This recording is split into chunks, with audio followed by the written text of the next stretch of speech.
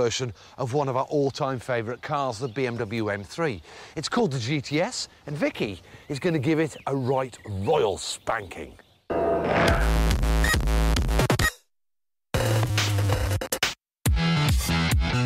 Remember when Harry met Sally? Well, this is when I met the M3 GTS. Oh my gosh! Oh, lock stop! Awesome, awesome, awesome!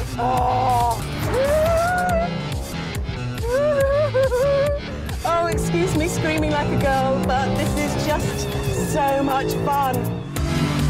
And it certainly should be, because the GTS costs, wait for it, £118,000. That's more than twice as much as a normal M3.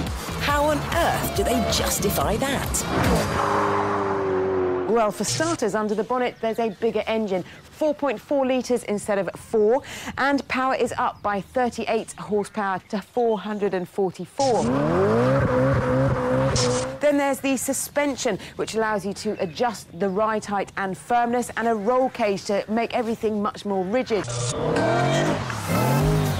Now, just in case my first impressions didn't give you enough detail, let me explain exactly how it drives.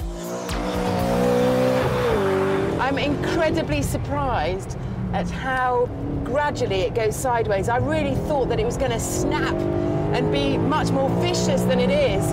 I can absolutely feel everything that's going on. This steering wheel is a brilliant size and covered in a lovely soft material. Everything about it is just screaming, I want to go faster.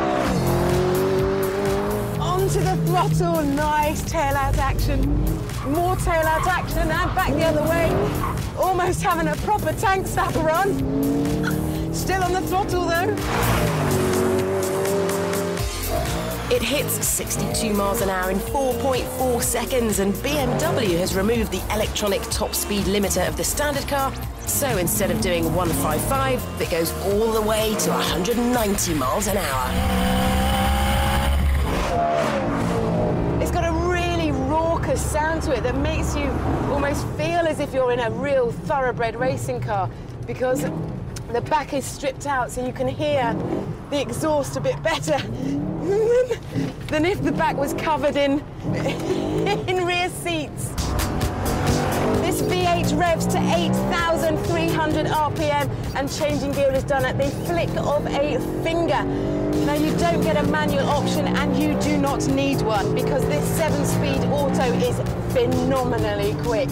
There is no way I would be able to shift a stick as quickly. So, has this car got any faults? No.